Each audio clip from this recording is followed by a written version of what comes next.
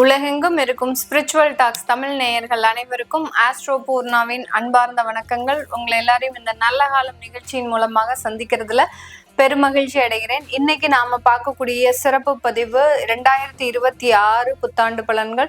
இந்த 2026 கோச்சார கிரகங்கள் அப்படின்னு நம்ம எடுக்கும்போது வருட கிரகங்கள், அதாவது ஒரு ஆண்டு முழுவதும் இருக்கக்கூடிய அந்த பொது பலன்களை நம்ம வருட கிரகங்களான அந்த குரு பகவான், சனி பகவான், அடுத்து ராகு கேது அப்படின்னு சொல்லக்கூடிய அந்த நிழல் கிரகங்களுடைய ஒரு கோச்சார தன்மையை ஒப்பிட்டு தான் நம்ம இந்த திருக்கணிதப்படி இந்த பலன்களை கணிச்சு சொல்லியிருக்கிறோம். இந்த வருடத்துல இருக்கக்கூடிய இந்த கிரகங்களினுடைய தன்மைகள் எப்பப்போ எந்த மாதிரியான ஒரு மாற்றத்தை பெறுதுன்னு பார்க்கும்போது, இந்த குரு பகவான் மிதுன ராசியில வக்ரத்தன்மையோட இருக்கிறார். வருடத்தின் தொடக்கத்துல இவர் மார்ச் மாதம் 10ஆம் தேதி அந்த வக்ர நிவர்த்தி அடைகிறார். திரும்ப இந்த குரு பகவான் தன்னுடைய உச்ச வீடான அந்த கடக ராசிக்கு, அதாவது ஜூன் மாதம் 2ஆம் தேதி அந்த கடக ராசிக்கு பெயர்ச்சி அடைகிறார்.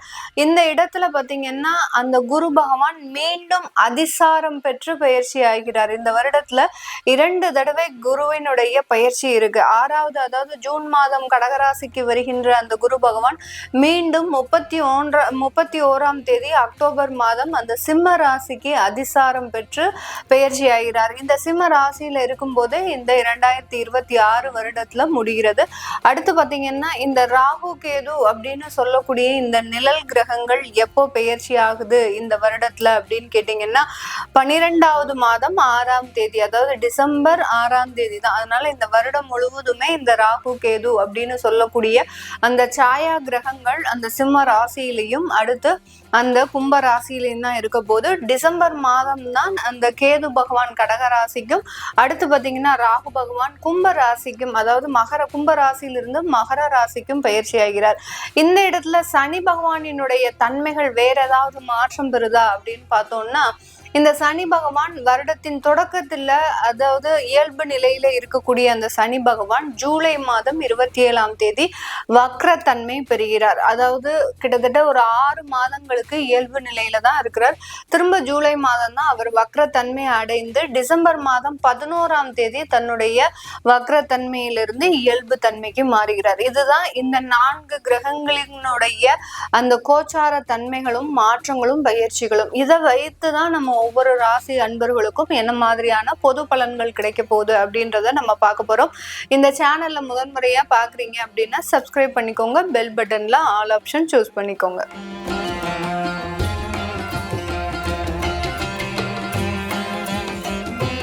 சிம்ம ராசி அன்பர்களுக்கு இந்த 2026 அஷ்டமசனியினுடைய தாக்கம் ஒரு பக்கம் முழுமையாக இருந்தா கூட குருவினுடைய ஆசிர்வாதம் அப்படின்றது இந்த சிம்ம ராசி அன்பர்களுக்கு இருக்கு. ஏன்னா இந்த குரு பகவான் உங்களுடைய 11ஆம் இடத்துல ஜூலை மாதம் வரைக்கும், அதாவது ஜூன் மாதம் வரைக்கும் இருக்கிறார்.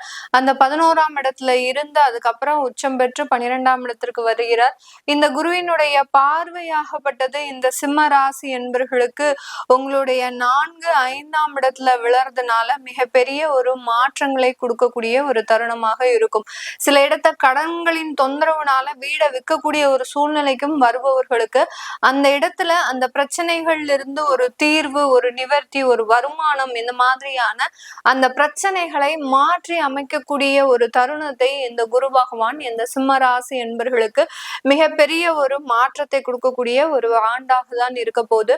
இந்த காலகட்டம் வேலையினுடைய சுமை அப்படின்றது இருமடங்காக இருக்கும். இந்த 2026 அப்படின்றது இந்த சிம்ம ராசி என்பர்களுக்கு ஓவர் ஒர்க் ப்ரெஷர், அப்புறம் டென்ஷன், உங்களுடைய உயர் அதிகாரிகளினுடைய தொந்தரவுகள், அடுத்து பாத்தீங்கன்னா நீங்க ஒரு உயரதிகாரியாக இருக்கிறீங்க அப்படின்னா உங்களுக்கு கீழே வேலை செய்யறவங்க ரொம்ப பெரிய அளவுக்கு உங்களுக்கு ஒரு சூழ்நிலைக்கு ஏற்ற மாதிரி வேலை செய்ய மாட்டாங்க. செஞ்சு கொடுக்கக்கூடிய தகவல்கள், அதாவது வேலைகள் எல்லாமே பாத்தீங்கன்னா அவங்க கொடுக்கக்கூடிய ரிப்போர்ட்ஸ் எல்லாமே தவறாக இருக்கக்கூடிய ஒரு அமைப்பு. இதனால நீங்க செகண்ட் டைம் ஒர்க் பண்ணக்கூடிய ஒரு நிலவரம், இந்த மாதிரியாகலாம் அந்த வேலை அலுவலகத்துல அந்த வேலையினுடைய சுமை இருமடங்காக அதிகரிக்கிறதுக்கு உண்டான ஒரு தருணமாக தான் இந்த சிம்ம ராசி என்பர்களுக்கு இந்த 2026 இருக்கும். இதனால வேலை இழப்புகள் வருமா அப்படின்னு கேட்டீங்கன்னா, உங்களுடைய திசாபுத்திகள் மோசமான ஒரு சூழ்நிலையில இருந்தது அப்படின்னா அந்த அஷ்டம சனி வேலை இழப்புகளை இந்த வருடத்துல அந்த முற்பகுதியில, அதாவது ஜூனுக்கு முன்னாடி முன்னாடியே கொடுத்துரும். இஃப் சப்போஸ் அப்படி கொடுத்துருச்சு அப்படின்ற பட்சத்துல நீங்க வெளியூர்ல நீங்க உங்களுடைய வேலையை தேடுறது நல்லது. அரசாங்க உத்தியோகத்துல இருக்கக்கூடியவர்களுக்கு ஒரு பெரிய அளவுக்கு வேலை போகக்கூடிய அளவுக்கு சில ப்ரெஷர்ஸ் எல்லாம் வராது.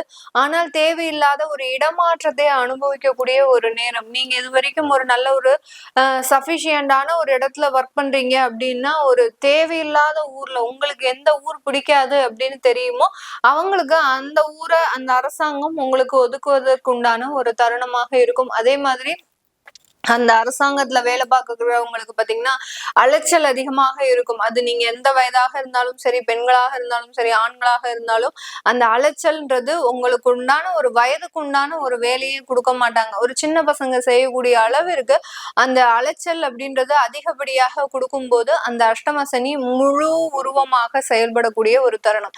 இந்த மாதிரியான சில பிரச்சனைகள் எல்லாம் நம்ம இந்த வருடம் எப்படி மேடம் ஹேண்டில் பண்றது அப்படின்னு கேட்டீங்கன்னா, உங்களுடைய தெய்வ பிரார்த்தனை தான். அதே மாதிரி தேவையில்லாத இடத்துல தேவையில்லாத வார்த்தைகளை விடக்கூடாது. இந்த சிம்மராசி என்பர்கள் பொதுவாகவே பாத்தீங்கன்னா அதிகாரத்தன்மையோட பேசக்கூடிய ஒரு நபர்கள். ஆனாலும் முழுமையா அந்த அதிகாரத்தன்மை இருக்குமா அப்படின்னு கேட்டீங்கன்னா பெரிய அளவுக்கு இருக்காது. இவ்வளவு ஒரு டாமினேஷனா இருந்தா நமக்கு இது சரிப்பட்டு வரும் அப்படின்னு சொல்லக்கூடிய சில நபர்கள் கூட இந்த காலகட்டத்துல அந்த அதிகாரத்தன்மைன்றது இவர்களால அடக்க முடியாத ஒரு ஒன்றாக இருக்கும்.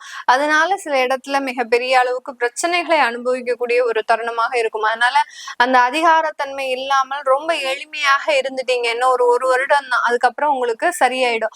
அதுக்கப்புறம் ஜூலைக்கு மேல பாத்தீங்கன்னா சனி பகவான் வக்ரம் அடைகிறார். வக்ரம் அடைகிறதுனால பாத்தீங்கன்னா அந்த பிரச்சனையின் தீவிரங்கள் மறைந்து போவதற்குண்டான ஒரு தருணமாக இருக்கும். இந்த காலகட்டம் இந்த ராசி என்பர்கள் தன்னுடைய தொழில்ல மிகப்பெரிய அளவுக்கு முதலீடு சம்பந்தப்பட்ட சில உத்தியோகங்களை, அதாவது முதலீடு சம்பந்தப்பட்ட சில முயற்சிகளை எடுக்கக்கூடாது.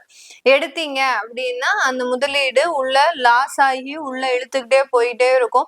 எந்த விதமான ஒரு சில நிவர்த்திகளும் உங்களுக்கு இருக்காத ஒரு அமைப்பாக தான் இந்த 2026 இருக்கு. அப்போ நீங்க இருக்கக்கூடிய ஒரு தொழிலை அப்படியே ஏற்று நடத்துறது நல்லது. அடுத்து பாத்தீங்கன்னா உங்களுக்கு தேவையான சில விஷயங்களை நீங்க நல்ல ஒரு மாற்றி அமைக்கிறது நல்லது. இதெல்லாம் செஞ்சுட்டீங்க அப்படின்னா சரியாயிடும்.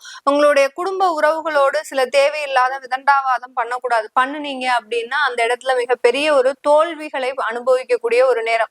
உங்களுடைய குழந்தைகளை அடக்குறன்ற பேர்ல அடக்குனீங்க அப்படின்னா அவங்க உங்களை விட்டு பறந்து போறதுக்கு உண்டான ஒரு அமைப்புகள்லாம் இருக்கும். அதனால சில பிரச்சனைகள் வந்தாலும் அது கண்டும் காணாத மாதிரி இருந்துட்டீங்க, ஒரு இலைமறை காயாக இருந்துட்டீங்க அப்படின்னா இந்த சிம்மராசி என்பர்களுக்கு அது மிகப்பெரிய ஒரு பழுவாக இல்லாத ஒரு சூழ்நிலையை இந்த சிம்மராசி என்பர்களுக்கு இந்த காலகட்டம் கொடுக்க போகுது. இந்த நேரத்துல இந்த சிம்மராசி என்பர்கள் வெளியூர் வெளிநாட்டுல இருக்கக்கூடியவர்கள் அவர்களினுடைய தொழிலினுடைய போக்கை நீங்க கவனிக்கணும். லாஸ்ல போகுதா ப்ராஃபிட்ல போகுதா? ஏன்னா தொழில் நல்லா தான் இருக்கு அப்படின்ற மாதிரியாக ஒரு மேலோட்டமான சில அமைப்புகள் இருந்தாலும் அதுல டீப்பா உள்ள போய் பார்க்கும்போதுலாம் அதுல என்னென்ன மாதிரியான சில இழப்புகள் அப்படின்றது இவர்களுக்கு தெரியும். அதனால அந்த தொழில் சம்பந்தப்பட்ட விஷயங்கள்ல ரொம்ப கண்ணோட்டமாக இருந்து கண்ணும் கருத்துமாக இருந்து நீங்க இந்த இடத்துல இறங்கி வேலை செய்யணும். இறங்கி வேலை செஞ்சாதான் அந்த தொழில நஷ்டம் அடையாம இருக்கிறதுக்கு உண்டான ஒரு தருணம் இருக்கும். இல்ல அப்படின்ற பட்சத்துல மிகப்பெரிய அளவுக்கு நஷ்டத்தை சந்திக்கக்கூடிய ஒரு அமைப்பாகவும் தான் இந்த சிம்மராசி என்பர்களுக்கு வெளியூர் வெளிநாட்டுல இருக்கிறவங்களுக்கு மிகப்பெரிய ஒரு மாற்றத்தை அனுபவிக்கக்கூடிய ஒரு தருணமாக இருக்க போது. அடுத்து பாத்தீங்கன்னா அங்க வேலை செய்யக்கூடியவர்கள், வெளிநாட்டுல வேலை செய்யறவங்களுக்கு அங்க நிரந்தரமற்ற ஒரு தன்மை அப்படின்றது இந்த ஆண்டு கிடைக்கிறதுக்கு உண்டான ஒரு நேரம். அந்த நிரந்தரமற்ற தன்மை வரும்போது நீங்க என்ன பண்ணணும், பிஃபோர் ஒரு 3 months 6 monthsக்கு முன்னாடியோ அதற்குண்டான சில ஏற்பாடுகளை பண்ணி வச்சிடணும். இப்போ உங்களுக்கு விசா காலாவதி ஆக போகுது அப்படின்ற பட்சத்துல இந்த ஆண்டினுடைய 8வது மாசமோ இல்ல 6வது மாசமோ ஒரு 6 மாசம் தான் இருக்கு விசா எக்ஸ்பைரி ஆகுறதுக்கு. எனக்கு இந்த இடத்துலயே திரும்ப எனக்கு நல்லா கொடுப்பாங்களா, ரினியூவல் கொடுப்பாங்களா, இல்ல நான் இந்தியாவுக்கு வர வேண்டிய ஒரு சூழ்நிலை வந்துருமான்னு அப்படியே உட்கார்ந்து இருக்க கூடாது. அதற்குண்டான சில முயற்சிகளை செய்யணும். விசா காலாவதி ஆக போகுது அப்படின்ற பட்சத்துல வேற கம்பெனில மாற்றம் செய்யறதோ இல்ல இந்த கம்பெனிலேயே நீங்க அந்த ரெனிவல் ஒர்க்கை நீங்க ஸ்டார்ட் பண்றதோ இந்த மாதிரியான சில விஷயங்கள்ல முயற்சி செய்தீங்க. இந்த சிம்மராசி என்பர்கள் இதனால் வரைக்கும் ஒரு முயற்சி இல்லாமல் சில விஷயங்கள் எல்லாம் அடைந்திருப்பாங்க. ஆனா இந்த வருடம் நிறைய ஒரு எஃபர்ட் போடணும். எஃபர்ட் போடாம இந்த வருடம் உங்களுக்கு எதுவுமே கிடைக்காது. அது சின்ன சொத்துக்களாக இருந்தாலும் பெரிய ஒரு விஷயத்துல உங்களுக்கு ஒரு அமைப்புகளாக, தொழில் ரீதியான சில விஷயங்களாக இருந்தாலும் எந்த இடத்துலயும் உங்களுக்கு எஃபர்ட் போடாம எந்த விதமான ஒரு நல்ல விஷயங்களுமே மாற்றங்களுமே அமையாது இந்த 2026ல. இந்த 2026ல விளையாட்டுத்துறையை சார்ந்தவர்களுக்கு நிறைய ஒரு வளர்ச்சிகள். கடந்த காலத்துல ஒண்ணுமே அறியாது ஒரு குழப்ப சூழ்நிலையில கிட்டத்தட்ட 1.5 வருஷம் எந்த விதமான காம்படிஷனுமே அட்டன் பண்ணாம சும்மா வெட்டியா இருந்திருப்பீங்க. இந்த வருடம் அதற்குண்டான வாய்ப்புகள் வரும். ஒரு ஹார்ட் ஒர்க் பண்ணுங்க. சில இடத்துல இவர்களினுடைய உடல் தகுதி அப்படின்றது மறுக்கப்படுவதற்கு உண்டான ஒரு ரிஜெக்ஷன், உங்களுடைய உடல் சார்ந்த சில பிரச்சனைகள் மூலமாக ரிஜெக்ட் ஆகிறதுக்கு எல்லாம் வாய்ப்பு இருக்கு. அதனால விளையாட்டுத்துறையில இருக்கிறவங்க நிறைய எஃபர்ட் போடுங்க. தேவையில்லாத ஜங்க் ஃபுட்டை சாப்பிடாதீங்க. சாப்பிட்டீங்க அப்படின்னா அதனால சில ரிஜெக்ஷன் அப்படின்றது கண்டிப்பா இருக்கக்கூடிய ஒரு தருணமாக இருக்கும். உங்களுக்கு இந்த நேரத்துல கண்கள்ல பிரச்சனை வர்றதுக்கு உண்டான ஒரு அமைப்புகள் இருக்கு இந்த விளையாட்டுத்துறையில சார்ந்தவங்களுக்கு. அதனால கண் சம்பந்தப்பட்ட சில சிகிச்சைகளையும் அதற்குண்டான உணவு பழக்கங்களையும் எடுத்துக்கோங்க. மிகப்பெரிய ஒரு அமைப்புகள் நல்ல வளர்ச்சியை கொடுக்கறதுக்கு உண்டான ஒரு தருணமாக இருக்க போது. இந்த காலகட்டம் இந்த சிம்மராசி என்பர்களுக்கு இந்த காலகட்டத்துல ஒரு மிகப்பெரிய ஒரு திருமண உறவுகள்ல சில தேவையில்லாத கருத்து வேறுபாடுகள், 7ஆம் வீட்டு களத்திராதிபதி 8ஆம் இடத்துல இருக்கிறதுனால கணவன் மனைவி பிரச்சனைகள் அப்படின்றது ஒரு பக்கம் இருந்துகிட்டே இருக்கும். இதை நிவர்த்தி செய்யறதுக்கு முடியுமா அப்படின்னு கேட்டீங்கன்னா இந்த 2026 அதற்குண்டான நிவர்த்திகள்லாம் கிடையாது. ஏன்னா அஷ்டம சனி மிகப்பெரிய அளவுக்கு இந்த வருடம் உருவெடுக்கிறதுனால அந்த கணவன் மனைவி உறவுல மிகப்பெரிய ஒரு சிக்கல்கள் ஏற்படுவதற்கு ஒரு தருணம். அடுத்து பாத்தீங்கன்னா புதுசா திருமணமான தம்பதிகள் வெளியூர் வெளிநாட்டுல இருக்கிறது நல்லது.